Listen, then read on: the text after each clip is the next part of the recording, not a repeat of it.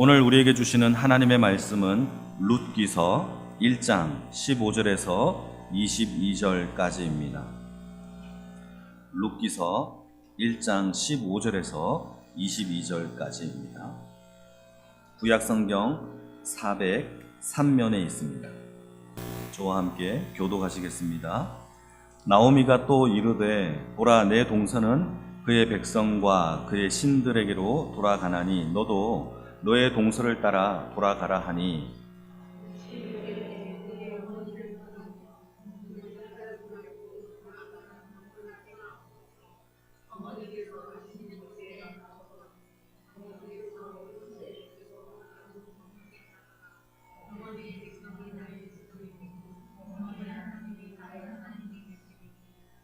어머니께서 죽으시는 곳에서 나도 죽어 거기 묻힐 것이라. 만일 내가 죽는 일 외에 어머니를 떠나면 여호와께서 내게 벌을 내리시고 더 내리시기를 원하나이다 하는지라.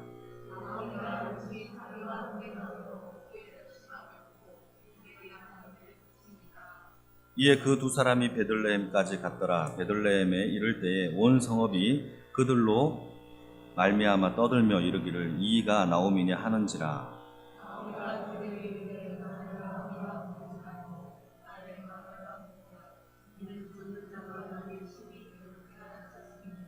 내가 풍족하게 나갔더니 여호와께서 내게 비어 돌아오게 하셨느니라. 여호와께서 나를 징벌하셨고 전능자가 나를 괴롭게 하셨거늘 너희가 어찌 나를 나오미라 부르느냐 하니라. 나오미가 모압 지방에서 그의 며느리 모압 여인 룻과 함께 돌아왔는데 그들이 보리 추수 시작할 때 베들레헴에 이르렀더라. 아멘. 반갑습니다. 우리 옆에 있는 분들에게 인사할까요? 안녕하세요. 반갑습니다. 가까이 계신 분들은 손도 한번 잡아보시고 좋죠? 네. 오늘은 룻기서 1장 전체를 가지고 말씀을 나누어야 하는데 15절에서부터 20절, 22절까지만 읽었습니다. 오늘의 제목은 룻의 신앙, 룻의 예배라는 제목으로 주의 말씀을 증거하겠습니다. 여러분, 우리가 하나님을 믿습니다 라고 고백할 때는 이거 보이지 않는 두 가지 싸움이 있어요. 여러분 잘 들어보세요. 하나님을 믿습니다 라고 이야기할 때에 이 고백에는 보이지 않는 두 가지의 싸움이 있어요. 그 싸움이 뭐냐? 첫 번째 싸움은 영역은 이겁니다. 내가 하나님을 믿습니다 라고 하는 그 이후에 하나님께서 내게 복을 주시고 내가 복을 받기 위하여 하나님을 믿습니다 라고 하는 이 영역이 있어요. 또 다른 영역은 무엇이냐 하면 그 복과 상관없이 하나님의 구원에 대한 감사로 극과 상관없이 하나님을 사랑하기 때문에 나는 하나님을 믿습니다 라고 하는 영역, 이 두 영역이 싸우고 있다라는 거예요. 이 싸움을 성경에 기록하고 있는 책이 있는데 그게 욥기서예요. 욥기서에는 이유 때문에, 복 받는 이유 때문에 내가 하나님을 믿습니다 라고 하는 이 고백의 영역과 아닙니다, 온전히 하나님만 사랑하기 때문에 그런 복 주시지 않아도 하나님께 예배하고 믿겠습니다 라고 하는 이 두 영역이 고스란히 드러나고 싸우고 있는 모습을 우리에게 보여주고 있는 책이 바로 욥기서입니다. 욥기서 1장 8절을 한번 읽어볼까요? 그 싸움의 영역을 설명하고 있습니다. 같이 읽겠습니다. 시작. 여호와께서 사탄에게 이르시되 내가 내 종 욥을 주의하여 보았느냐? 그와 같이 온전하고 정직하여 하나님을 경외하며 악에서 떠난 자는 세상에 없느니라. 왜? 하나님이 이 사탄이 이 천상에 온 걸 보고 이렇게 얘기합니다. 땅에 사는 욥을 보았느냐? 그는 마음이 정직하고 온전하여 하나님을 경외, 예배하고 있다라고 얘기를 하니까 사탄이 여기에서 뭐라고 대답을 하느냐 하면 9절에서 10절에 이렇게 얘기합니다. 한번 읽어볼까요? 9절과 10절입니다. 시작. 사탄이 여호와께 대답하여 이르되 욥이 어찌 까닭 없이 하나님을 경외하리이까? 주께서 그와 그의 집과 그의 모든 소유물을 울타리로 두르심 때문이 아니니까? 주께서 그의 손으로 하는 바를 복되게 하사 그의 소유물이 땅에 넘치게 하셨기 때문에 예배를 드리는 겁니다 라고 얘기를 해요. 여러분, 하나님은 뭐라고 얘기하죠? 욥이 온전하고 정직하여 하나님을 경외하는 예배를 드린다라고 하니까 사탄이 아니라는 거죠. 욥을 포함한 모든 이 땅의 사람들은 복 때문에, 복을 주셨기 때문에 까닭이 없이 하나님을 예배하는 경우가 없습니다. 그에게 재산을 주셨고 건강을 주셨고 자녀를 주셨고 잘되게 하셨고 사늘로 울타리를 뚫어주셨기 때문에 하나님을 예배하는 겁니다 라고 이야기하는 겁니다. 사랑하는 성도 여러분, 오늘은 주제가 예배예요. 우리는 어떤 예배자입니까? 하나님을 믿습니다 라고 하는 이 고백 가운데 하나님을 사랑하기 때문에 그 은혜에 감격하여 예배를 드리는 예배자입니까? 아니면 사탄이 말하는 것과 같이 재물 때문에 복 받고 싶어서 복 때문에 더 좋은 것을 얻기 위하여 승진하기 위하여 하나님께 예배자로 서 있으십니까? 이 질문이, 이 두 개의 문제가 여러분 이미 욥의 시대 때부터 펼쳐졌던 이 싸움이라는 겁니다. 여러분, 우리는 어떤 예배자여야 합니까? 이것은 예수님도 동일하게 말씀하셨어요. 마태복음 6장 24절에 기록되기를 한번 읽어볼까요? 같이 읽겠습니다. 시작. 한 사람이 두 주인을 섬기지 못할 것이니 혹 이를 미워하고 저를 사랑하거나 혹 이를 중히 여기고 저를 경히 여김이라. 너희가 하나님과 재물을 겸하여 섬긴다라는 단어가 예배예요. 하나님을 재물과 함께 하나님을 예배할 수 없다라고 예수님께서 말씀하시는 거예요. 여러분, 우리는 어떤 예배자입니까? 여러분, 우리가 재물을 위하여 복에 대한 이유가 있는 그 내 이유가 있어서 드려지는 예배라면 사탄의 주장이 맞는 거죠. 까닭없이 예배를 드리는 것이 없어요 라고 하는 이 사탄의 주장이 맞는 것이고, 그러나 우리에게 하나님이 거저 주신 바 하나님의 그 아들의 사랑을, 십자가의 복음을, 그 사랑의 복음을, 그 사랑 때문에 드려지는 예배라면 여러분, 오늘도 우리는 이 예배가 하나님의 마음에 합한 예배자인 줄 믿습니다. 하나님은 우리에게 하나님의 마음에 합한 예배자가 되기를 원하신다라는 것이죠. 성경은 결코 우리에게 이렇게 말하지 않습니다.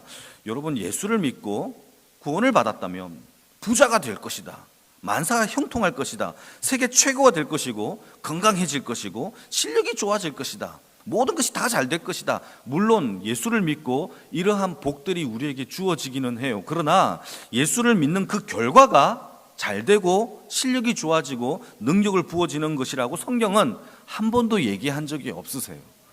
여러분, 누가복음 9장 23절 24절 말씀에 보게 되면 누구든지 나의 제자가 되기 위해서는 나 자신을 부인하고, 자기를 부인하고 자기 십자가를 지고 나를 쫓아야 제자가 된대요. 이게 누가복음 9장 24절의 말씀입니다. 그러니까 예수님의 제자가 되는 것은 자기 부인, 십자가를 져야 하는 고난이 있다라는 것이죠. 뿐만 아니라 디모데 후서 3장 12절 말씀에는 누구든지 경건하고자 하는 사람들은 다 박해를 받아야 한대요. 아멘을 잘 안 하시죠? 예, 부담되죠. 저도 부담이 돼요. 그러나 경건하게 살고자 하기를 원한다면 이미 우리 속에 나 박해를 받겠다라는 각오가 있어야 하나님 앞에 경건한 삶을 살 수 있다라는 것이 성경의 얘기입니다. 로마서 8장의 얘기는요, 너희가 예수와 함께 상속자냐? 그렇다면 고난도 상속받아라 라고 되어 있어요. 우리는 돈만 상속받고 땅만 상속받기를 원하시지만 하나님의 이 상속권은 예수님의 고난도 우리에게 상속 주셨대요. 예, 그게 바로 우리가 상속자다라는 의미예요. 그러니까 성경에서 이야기하고 있는 하나님의 복음은 여러분 연단과 아픔의 복음이에요. 고난의 복음이에요. 그 복음에 하나님과 함께 예배하는 자로 승리하는 것이 하나님께서 우리에게 주신 복이고 예배이며 그것이 진정한 하나님의 자녀의 삶인 줄 믿으시길 축복합니다. 그러니까 이런 겁니다. 이런 고난과 연단과 박해가 있음에도 불구하고 우리가 하나님께 예배하는 것이라면 우리의 예배를 이 땅에서 막을 수 있는 것이 있다 없다? 없다라는 거예요. 이 땅에서 우리의 예배를 금지할 법이 있다 없다? 없다라는 것이 성경의 얘기입니다. 그러니까 우리가 아파도 힘들어도 고난 중에서라도 우리의 예배는 살아 역사하게 하신다라는 것이 하나님께서 우리에게 주신 예배라는 복의 특권이라는 사실을 믿으시기를 축복합니다. 이렇게 연단과 아픔의 이 복음이 정말 잘 고스란히 잘 설명하고 있는 책이 바로 우리가 읽었던 룻기이고, 그 중에서도 나오미라는 여인의 삶을 통하여서 우리가 이 하나님께서 우리에게 주신 참된 복이 무엇인지를 깨달을 수 있어요. 여러분, 룻기에는 크게 두 명의 여자가 나오는데, 첫 번째 여인은 나오미라는 여인이 등장해요. 또 하나는 룻이라는 여인이 등장을 하는데, 우선 룻기서의 배경을 한번 읽어보겠습니다. 1절인데요 1절을 같이 한번 읽어보도록 하겠습니다. 시작. 사사들이 치리하던 때에 그 땅에 흉년이 드니라. 유다 베들레헴의 한 사람이 그의 아내와 두 아들을 데리고 모압 지방으로 가서 거류하였는데, 여러분 본문의 배경이 뭐죠? 사사시대라고 이야기하고 있어요. 여러분, 사사시대를 한마디로 얘기하면 사사시대는 이런 시대입니다. 자기 생각대로 자기 뜻대로 살았던 시대, 자기의 소견에 옳은 대로 판단하고 살았던 시대. 여러분, 사사기 21장 25절을 보시게 되면 제가 한번 읽어보겠습니다. 자막은 띄워주시고요, 제가 한번 읽어보겠습니다. 그때에 이스라엘의 왕이 없으므로 사람이 각기 자기의 소견에 옳은 대로 판단하며 살았던 시대가 바로 사사시대였대요. 여러분, 그러니까 이 나오미도 자기 생각대로 기근이 닥쳐오니까, 자기의 가정에 이 기근이 닥쳐오니까 자신의 생각대로 판단대로 어디로 이동을 했냐 하면 땅에 풍부한 음식이 있는 모압이라는 이방 땅, 이방 신을 섬기는 그 땅으로 이사를 했다라는 것이 성경의 얘기입니다. 또 한 가지, 저기에 보게 되면 베들레헴이라는 이 땅에 살고 있었거든요. 이 베들레헴의 1절의 말씀에 보게 되면은 이 베들레헴의 뜻이 무엇이냐? 베트라는 단어는 집이라는 뜻이에요. 이제 자막은 지워줘도 됩니다. 베트라는 단어는 집이라는 거예요. 그리고 레헴은 떡이라는 겁니다. 그러니까 베들레헴의 원래 뜻은 무슨 뜻이냐면 떡집이 풍성한, 떡이 풍성한 집, 이게 바로 베들레헴의 뜻이에요. 그러니까 베들레헴에 떡이 풍성해야 할 그 집에 흉년이 들어서 떡이 똑 떨어진 겁니다. 이런 상황이 지금 오늘의 본문의 배경인 겁니다. 두 가지의 내용이 담겨 있죠. 사사시대라는 것은 자기 생각대로 살았고, 베들레헴에는 떡이 풍성해야 되는데 떡이 없는 상황이 벌어졌다. 이게 바로 오늘 본문의 배경이라는 겁니다. 여러분, 그래서 나오미의 가정은 모압이라는 땅으로 이사를 한 거예요. 그리고 2절 말씀을 한번 읽어보실까요? 2절입니다. 시작.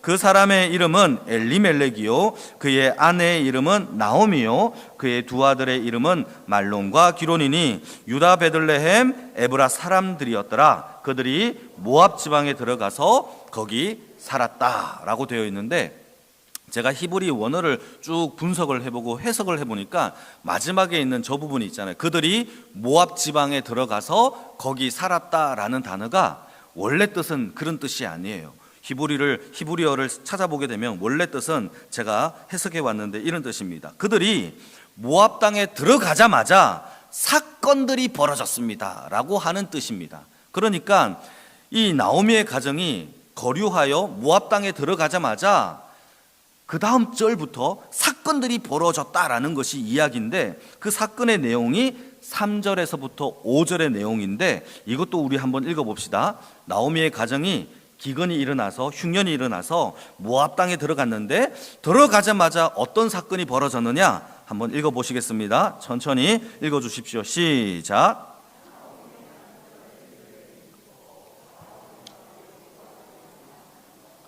그들은 모압 여자 중에서 그들의 아내를 맞이하였는데, 하나의 이름은 오르바요, 하나의 이름은 룻이더라. 그들이 거기에 거주한 지 10년쯤에 말론과 기론 두 사람이 다 죽고 그 여인은 두 아들과 남편의 뒤에 남았더라 라고 되어 있죠. 모압 땅에 들어가자마자 벌어진 첫 사건이 뭡니까? 나오미의 남편 엘리멜렉이 죽음을 맞이한 거예요. 그게 첫 번째 사건이에요. 그리고 나오미는 남편을 잃은 그 슬픔에 대하여 위로를 얻기 위하여 어떤 행동을 취하죠? 제일 처음으로 두 아들을 모압의 여인들에게 장가를 보내는 겁니다. 왜 그렇게 보냅니까? 장가를 보내어서 손주를 가슴에 안게 되면 남편을 잃은 그 슬픔에 대한 위로를 얻고자 했던 거예요. 그런데 결혼을 했어요. 10년 동안 아기가 없어요. 나오미의 마음에는 그 위로를 얻을 수 있는 길이 자꾸 생기지 않는 겁니다. 그러다가 10년 만에 손자는 고사하고 두 아들마저 죽게 되는 사건이 벌어졌다라는 것이 오늘의 본문의 이야기예요. 사랑하는 성도 여러분, 나오미의 뜻이 무슨 뜻인지 아십니까? 기쁨이라는 뜻이에요. 그런데 이 기쁨이라는 이름을 가진 나오미가 기쁨이 전혀 없어요. 계속 없어요. 계속 기쁘지 않고 맨날 슬픈 일만 당합니다. 그리고 나오미의 절박하고 절망적인 이 고약한 이 상황이 룻기서가 1절에서부터 5절까지 이루어지는 모든 이 5절밖에, 고작 5절밖에 안 되는 이 상황에서 모두 다 이루어져요. 여러분 여기서 한번 우리가 곰곰이 생각해 봐야 될 게 있어요. 여러분, 우리가 하나님을 선택하지 않고 세상에 대한 자기의 소견에 옳은 대로 선택하는 자의 삶의 시간은 10년이 지나도 고작 성경에 기록되는 것은 5개밖에 없는 거예요. 고난과 연단밖에 없어요. 그러나 6절부터 마지막 절까지는요, 1년도 안 되는 사이에 하나님께 돌아감으로 인하여 모든 시간과 모든 상황과 모든 사건들이 다 의미가 있고 다 역사가 되고 하나님의 능력이 되어지는 사건으로 펼쳐진다는 겁니다. 여러분, 이게 중요해요. 우리가 하나님을 택하지 않은 자의 삶의 시간은 10년이 지나든 100년이 지나든 성경에는 역사가 되지 않아요. 그러나 하나님을 택하고 하나님을 예배하는 자의 삶의 시간은 모든 시간, 모든 사건, 모든 관계, 모든 만남이 하나님 앞에 역사가 되어지는 줄 믿으시기를 축복합니다. 나오미는요, 지금 모든 것을 잃었어요. 늙었어요. 그리고는 외국 땅에서 남편과 손자는 고사하고 두 아들까지 다 잃었어요. 절망밖에 없습니다. 그때 자기의 귀에 한 가지 소문이 들려요. 그게 6절인데요. 어떤 소문이 들리느냐? 6절을 한번 읽어볼까요? 6절입니다. 시작. 그 여인이 모압 지방에서 여호와께서 자기 백성을 돌보시사 그들에게 양식을 주셨다 함을 듣고 이에 두 며느리와 함께 일어나 모압 지방에서 돌아오려 하여. 어떤 소식이 들립니까? 이거는 소문이에요. 소문이 들리기 시작해요. 그것이 무엇이냐면 하나님이 베들레헴에 떡집에 떡을 주시기 시작했다라는 소문이 들리기 시작했다라는 겁니다. 여러분, 이제 저를 보실까요? 참 중요해요. 여러분, 참 이게 참 재미나는 구절인데, 하나님이 하나님의 백성을 돌보지 않은 적이 있었나요? 없었나요? 이게 중요해요. 여러분, 하나님이 자기의 백성에게 양식을 주지 않은 적이 있어요? 없어요? 없어요. 여러분, 여기 중요합니다. 여기서부터 예배가 판도가 달라져요. 하나님이 자기의 백성을 돌보신다라고 믿는 자들은 베들레헴을 떠나지 않아요. 기쁨이 돼요. 절망 속에서도 기쁨이 발견돼요. 그런데 하나님이 나를 돌보지 않네? 라는 순간, 그것을 믿는 순간 여러분, 자기의 소견에 옳은 선택들을 하기 시작해요. 그러면서 떠나요. 다른 걸 택해요. 여러분, 이게 중요합니다.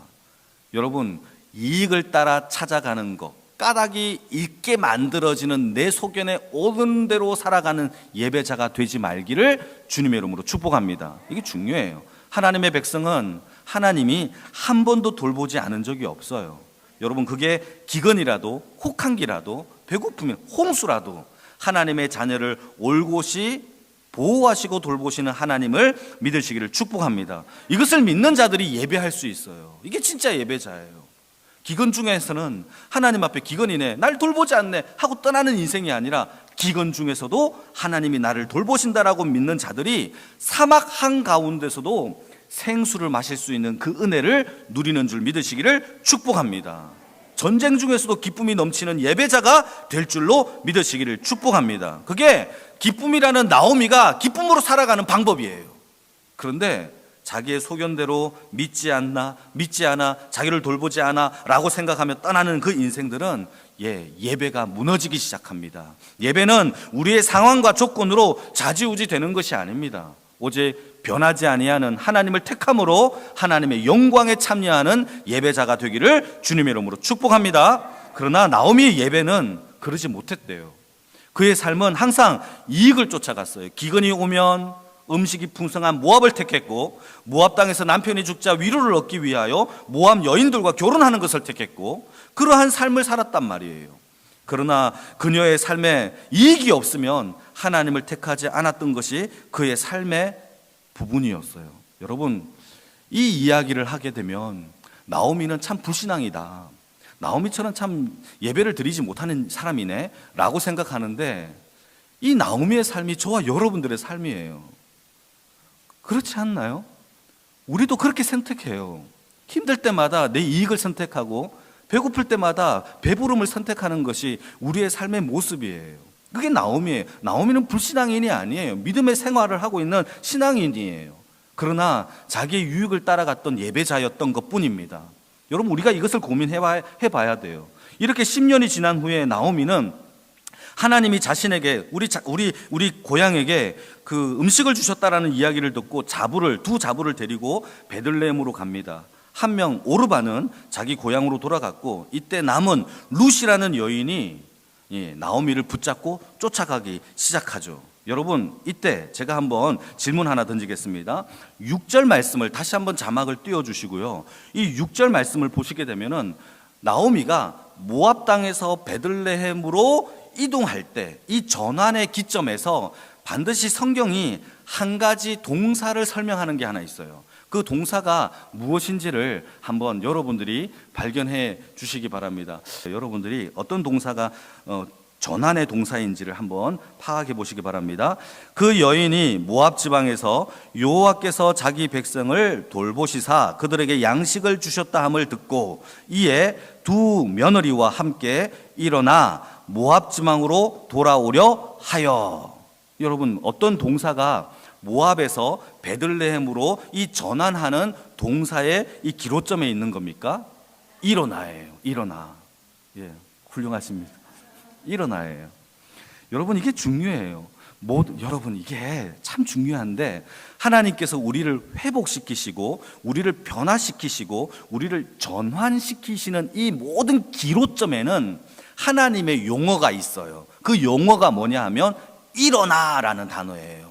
히브리어로 이 일어나라는 단어가 쿰이라는 단어인데, 예전에 제가 새벽 예배 때 얘기한 적이 있는데, 이 쿰이라는 단어가 일어나다라는 뜻인데, 하나님은 모든 역사의 기로점에 쿰, 일어나라라는 이 이야기가 하나님의 용어로 항상 성경에 삽입되어져 있어요. 여러분, 마가복음에 보게 되면은, 마가복음의 5장에 보게 되면 죽은 소녀에게 예수님께서 하시는 말씀이 있는데, 그 소녀에게 달리다 쿰이라고 얘기합니다. 이때 쿰이 일어나다라는 뜻이에요. 그러자 어떤 일이 벌어지죠? 죽은 소녀가 살아나는 역사가 일어나요. 여러분, 이게 바로 쿰의 역사예요. 죽음의 자리가 생명의 자리로 일어날 때에 일어나라라는 쿰의 역사가 일어나죠. 요나 선지자를 볼까요? 요나 선지자도 하나님께서 그에게 명령을 하실 때 이렇게 얘기합니다. 너는 일어나 저 큰 성읍으로 가서 주의 복음을 전하래요. 여러분, 이때 일어나라는 단어를 얘기하죠. 니느웨로 가는 이 요나의 마음에는요, 니느웨 백성을 미워했어요. 온전히 미워했어요. 그 미워하는 마음에서 일어나 하나님의 사랑의 복음을 전하라라고 명령하시는 겁니다. 여러분, 이게 일어나의 모습이에요. 우리의 절망의 자리, 우리의 무너진 자리, 죽음의 자리에서 가장 먼저 우리가 일어나야 할 것이 바로 쿰의 역사라는 사실을 믿으시기를 주님의 이름으로 축복합니다. 예, 쿰이 일어나야 돼요. 우리 모든 영광교회 모든 성도님들 가운데서 혹시 절망에 빠지신 분 계십니까? 또 마음에 미워하는 마음으로 또 좌절하고 계신 분 계십니까? 기도가 무너지신 분 계십니까? 하나님은 오늘 저와 여러분들에게 제일 먼저 쿰하기를 원하신다라는 사실입니다. 일어나지 않으면 아무것도 일어나지 않아요. 여러분, 쿰의 역사를 통하여 우리의 절망의 자리, 죽음의 자리라도 하나님은 생명의 자리로 옮겨주시는 그 능력을 믿고 일어나는 주의 백성이 되기를 주님의 이름으로 축복합니다. 이렇게 일어나 두 자부와 함께 베들레헴으로 이동을 하다가 한 자부는 고향으로 떠나가게 되고 룻과 함께 돌아오다가 나오미가 생각을 해보니까 이 두 자부와 함께 가는 것이 너무 기가 막힌 겁니다. 왜냐하면 이제 자기는 나이가 너무 많고, 그리고 고향 땅으로 가서 자기가 나오미가 남자를 만나 아기를 가지고 그 아기가 커서 이 두 자부에게 자기 아들을 준다고 한다 할지라도 이게 시간이 너무 많이 걸리는 겁니다.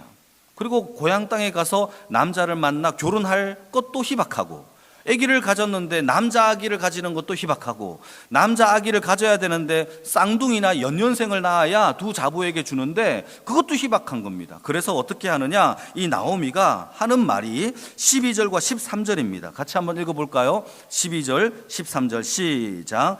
내 딸들아 되돌아가라. 나는 늙었으니 남편을 두지 못할지라. 가령 내가 소망이 있다고 말한다든지 오늘 밤에 남편을 두어 아들들을 낳는다 하더라도 너희가 어찌 그들이 자라기를 기다리겠으며 어찌 남편 없이 지내겠느냐 결심하겠느냐. 내 딸들아 그렇지 아니하니라. 여호와의 손이 나를 치심으로 나는 너희로 말미암아 더욱 마음이 아프도다 하매. 여러분, 이게 무슨 뜻이죠? 나오미가 자기가 아무리 생각해도 자기가 아기를 가지고 두 자부에게 두 아들을 주는 것이 너무나 희박하다라는 것이죠. 그래서 돌려보내는 것이 나오미가 선택할 수 있는 방법이에요. 그리고 여기에서 우리가 아까도 얘기했다시피 나오미를 오해하면 안 돼요. 불신앙의 아이콘으로 생각하면 안 돼요. 나오미는요, 매매 구절마다 하나님을 고백했고 하나님을 알았고 두 자부에게도 하나님께서 선대하시기를 원하노라라고 하면서 축복했던 사람이에요. 나오미는 불신앙인이 아니라 자기의 소견대로 자기 마음대로 예배를 드렸던 올바르지 못한 예배자였던 것뿐입니다. 여러분, 하나님을 믿었던 사람들이란 말이죠. 이게 대부분 저와 여러분들의 모습이에요. 그런 그녀가 지금 너무 마음이 아파요. 너무 마음이 아파요. 두 자부를 돌려보내고 이제 홀로 된다라는 이 아픔도 있고 두려움도 있는 거예요. 그때 나오미가 했던 말이 무엇이냐 하면, 여러분 12절에서 13절 마지막 절을 보시게 되면은 이렇게 말합니다. 여호와의 손이 나를 치셨다라고 얘기를 해요. 여호와의 손이 나를 치셨다, 때리셨다. 여러분, 이것을 히브리식으로 해석을 하게 되면 어떤 뜻이냐 하면 하나님이 나를 미워하신다, 하나님이 나를 대적하신다, 하나님이 나를 싫어하신다, 이런 뜻이에요. 여러분, 우리가 신앙생활을 할 때 하나님이 나를 미워하신다라는 생각이 들 때가 한 번도 없었나요? 하나님이 나를 대적하시나? 하나님이 나와 함께 계시지 않나? 이런 생각이 드신 적이 없으신가요? 나오미만의 생각이 아니에요. 성경에는요, 나오미처럼 하나님이 나를 미워하신다라고 생각하며 고백했던 사람들이 되게 많아요. 나오미만의 이런 생각이 아니에요. 예레미야가 그랬어요. 예레미야는 눈물의 선지자예요. 어떻게 이스라엘 백성들과 하나님의 백성을 이렇게 처절하게 버릴 수가 있습니까? 라고 했던 사람이에요. 하박국도 마찬가지예요. 부흥이 안 되니까 이 땅이 처절하게 망하고 있는 이 모습을 보고 하박국이 하나님 제발 부흥을 주시옵소서라고 외쳤던 거예요. 욥도 마찬가지예요. 자신의 생일을 저주하며 하나님 제발 도와달라고 얘기했던 사람도 욥이에요. 시편의 수많은 사람들도 통일하게 고백을 했어요. 한번 읽어볼까요? 시편 88편 4절 말씀인데요, 같이 한번 읽겠습니다. 시작.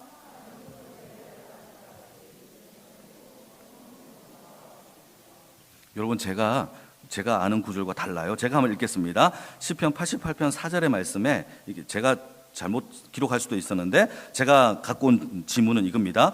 여호와여 어찌하여 나의 영혼을 버리시며 어찌하여 주의 얼굴을 내게서 숨기시나이까? 라고 기록되고 있는 시편의 말씀이 있어요. 여러분, 이게 무슨 뜻이죠? 시편의 기자는 하나님이 나의 영혼을 버리셨고 나의 얼굴을, 하나님의 얼굴을 나에게서 숨기셨다라고 얘기해요. 심지어 예수님도 동일한 말씀을 하시는데 십자가에서 이렇게 말씀하십니다. 마태복음 27장 46절에 보게 되면 나의 하나님 어찌하여 나를 버리셨습니까? 라고 이야기를 합니다. 여러분, 하나님이 자기 아들 예수를 정말 버리셨나요? 버리지 않았어요. 이걸 믿으시기를 축복합니다. 우리는 상황을 믿으면 안 돼요. 이 상황은 우리가 연단의 복음이라고 했잖아요. 가는 길이 박해가 있고 배고픔이 있고 어쩌면 아픔이 있어요. 이 복음 가운데 그럼에도 불구하고 저와 여러분들을 하나님이 돌보신다라는 그 역사하심을 믿으시길 축복합니다. 사랑하는 성도 여러분, 여러분들의 삶은 베들레헴이에요. 떡이 풍성한 집이신 줄 믿으시길 축복합니다. 그러나 가끔씩 떡이 떨어진다 한다 할지라도 나는 베들레헴이라는 사실을, 하나님이 나를 돌보신다라는 사실을 믿어야만 기쁨이 되는 줄을 믿으시길 축복합니다. 이거를 잃어버리게 되면 우리의 예배는 무너지게 돼요. 이것이 무너지게 되면 우리는 이익을 쫓아가요. 이거 안 되네? 내가 어떻게 살아야 되나? 어떻게 하면 돈을 벌지? 이렇게 생각한단 말이에요. 사랑하는 성도 여러분, 우리의 삶에 하나님이 하나님의 아들의 상속자임을, 하나님의 능력을, 생명을, 구원을 우리에게 부어주신, 떡집에 풍성한 떡을 주신 줄을 믿으시기를 축복합니다. 이 믿음이 우리를 예배케 하게 하시는 줄 믿으시길 축복합니다. 여러분, 비록 하나님이 우리를 아프게 대한다 할지라도 하나님의 긍휼을 구하시는 예배자, 그 예배자가 참된 예배자인 줄 믿으시기를 축복합니다. 그거예요. 이렇게 마지막에 나오미가 이제 두 자부를 돌려보내고, 한 자부는 룻은 나오미를 이렇게 붙잡습니다. 그러면서 나오미를 선택하는 장면이 나오는데, 우리 마지막으로 한번 읽어볼까요? 룻이 나오미를 붙잡으면서 했던 메시지가 있어요. 16절에서 17절인데요. 우리 천천히 한번 읽어보시겠습니다. 시작. 룻이 이르되 내게 어머니를 떠나며 어머니를 따르지 말고 돌아가라 강권하지 마옵소서. 어머니께서 가시는 곳에 나도 가고 어머니께서 머무시는 곳에서 나도 머물겠나이다. 어머니의 백성이 나의 백성이 되고 어머니의 하나님이 나의 하나님이 되시리니 어머니께서 죽으시는 곳에서 나도 죽어 거기 묻힐 것이라. 만일 내가 죽는 일 외에 어머니를 떠나면 여호와께서 내게 벌을 내리시고 더 내리시기를 원하나이다 하는지라. 여러분, 롯의 선택이, 롯이 아니라 룻의 선택이 나오미의 선택과 너무 달라요. 나오미는 배고프면 배부름을 선택했고, 필요하면 이 이방 땅의 여인과 결혼하는 것을 선택했어요. 그런데 이 룻의 선택을 생각을 해보게 되면, 지금 나오미를 선택하는 순간 이 룻의 입장에서는요, 이제 모압 땅을 떠나 가나안 땅으로 가는 순간 그녀는 외국인, 나그네 인생을 살게 돼요.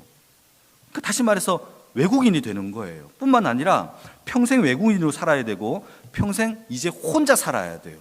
모압 땅에서 자기 고향에 가면 남자들과 결혼해서 만나서 다시 새 가정을 이룰 수 있는데, 이제는 평생 꼬리표를 붓는 거죠. 평생 혼자 살아야 돼요. 뿐만 아니라 늙은 시어머니를 평생 뒷바라지 해야 되는 이 고생길이 훤한 것을 이 룻이 선택한단 말이에요.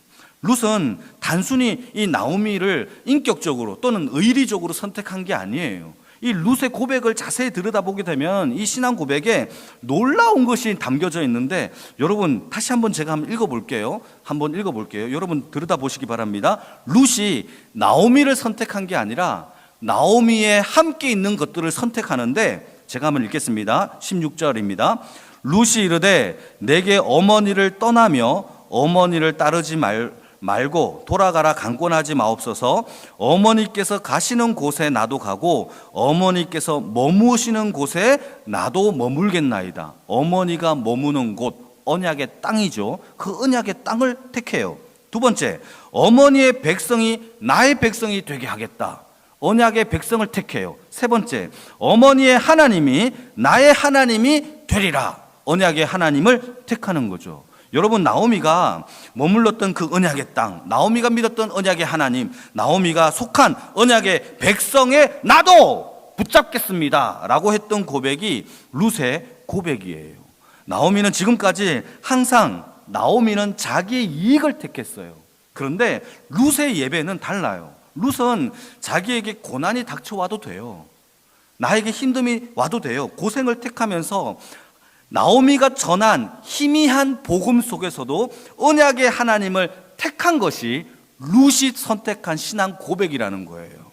여러분, 참 중요합니다. 저는 이것이 너무나 은혜가 돼요. 무슨 은혜가 되느냐면, 전해준 복음보다 받아들인 복음이 더 큰 거예요. 여러분, 제가 전한 이 복음보다 여러분들이 누리는 그 복음의 복이 더 크기를 주님의 이름으로 축복합니다. 이게 나오미와 룻의 관계 속에서 룻이 받은 복이에요. 룻은 전한 복음보다 받은 은혜의 복음이 더 커요. 약속을 믿고 있었던 이 언약의 백성 나오미는 기쁘지 않았어요. 이방의 백성 이 룻은 하나님의 언약에 하나님을 붙잡음으로 이제 기쁨의 역사가 시작이 돼요. 이것이 바로 예배의 모습인 줄 믿으시길 축복합니다. 고난과 고생을 선택했음에도 불구하고 기쁨이 회복됐던 이 룻의 예배. 그러나 룻기서는 이 나오미의 기쁨이라는 이름을 가졌음에도 불구하고 전혀 기쁘지 않았던 그녀의 삶, 이 두 가지의 삶을 비교해 가면서 우리에게 어떤 예배자가 되겠느냐라고 질문을 던지고 있다라는 사실입니다. 고난과 아픔 중에서도 하나님을 예배하고 떡집에 떡이 없어도 하나님을 선택하며 하나님의 기쁨과 즐거움을 하나님 앞에 경험하는 그러한 예배자가 다 되기를 주님의 이름으로 축복합니다. 아멘. 기도하겠습니다. 오늘 주신